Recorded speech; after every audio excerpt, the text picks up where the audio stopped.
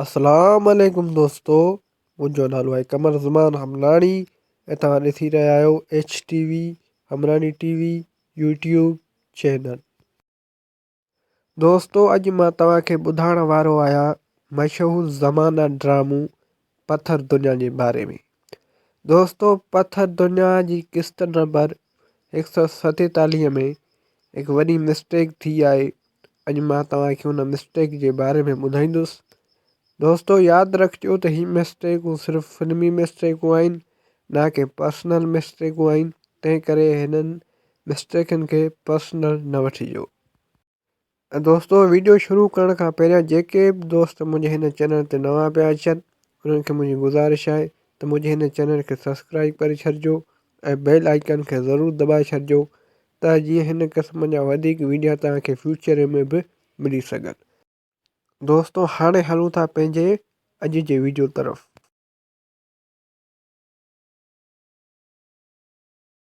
दोस्तों, किस्त नंबर 47 जे हिन सीन में खानू ऐं अकबर मूसा ख़ान जे पुट खे अगवा करणु अचनि था।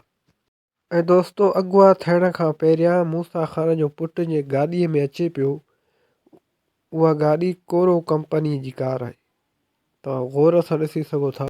दोस्तों, हिकु दफ़ो ॿीहर ॾिसो त हीअ कोरो कंपनी जी कार आहे, तव्हां गौर सां ॾिसो।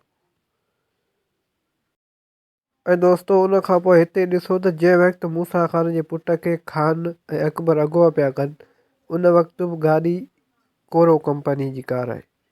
सेम गाॾी आहे जेका पहिरियां हुई। दोस्तों, तव्हां गौर सां ॾिसो। ऐं दोस्तों, कहाणी में ट्विस्ट तॾहिं थो अचे जॾहिं कमाल खान ऐं मुजीब अगवा वारे हंध ते पहुचनि था, त तव्हां गौर सां ॾिसी सघो था त कार चेंज थी चुकी आहे। पहिरियां कोरो कंपनी जी कार हुई ऐं हाणे मेहरान कंपनी जी कार आहे। दोस्तों, हिन ड्रामे में इहा हिकु वॾी मिस्टेक थी आहे। यकीनन हाणे तव्हांखे ख़बर पइजी चुकी हूंदी त इहा कहिड़ी मिस्टेक हुई जेका मां तव्हांखे ॿुधाइण पियो चाहियो। दोस्तों, हिन सीन में ॿी मिस्टेक इहा आहे त हिते तव्हां अगवा वारी जाइ वारदात खे गौर सां ॾिसो त हिते कुझु उस पई अचे, मतिलबु त सिज जी रोशनी हिते साफ़ ॾिसण में पई अचे। ऐं दोस्तों, जिते कार तब्दील थी वरी उन जाइ वारदात खे ॾिसो त हिन जॻह ते हाणे उस न आहे। इन जो मतिलबु त हीअ सीन खे ॿिए हंध ते रिकॉर्ड थियलु आहे ऐं जिते कोरो कार हुई उहो सीन अञा के ॿिए हंधि रिकॉर्ड थियलु आहे। दोस्तों, अॼु जे लाइ हिन वीडियो में बसि एतिरो। उमेदु थो कयां हीउ वीडियो तव्हांखे पसंदि आयो हूंदो। जेकर हीउ वीडियो तव्हांखे पसंदि आयो त हिन वीडियो खे लाइक कंदा, दोस्तनि सां शेयर कंदा ऐं हिन वीडियो में कमेंट बि ज़रूरु कंदा।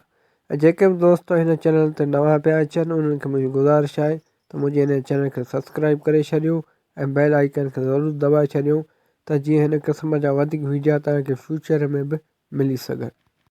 ऐं दोस्तों, यादि रखिजो त हीअ मिस्टेकूं सिर्फ़ु फिल्मी मिस्टेकूं आहिनि, ना कि पर्सनल मिस्टेकूं आहिनि। तंहिं करे हिननि मिस्टेकनि खे पर्सनल न वठिजो। ऐं दोस्तों, हाणे मिलूं नेक्स्ट वीडियो में। तेसिताईं पंहिंजे दोस्त कमर ज़मान हमलाणी खे ॾींदा इजाज़त। अल्लाह हाफ़िज़।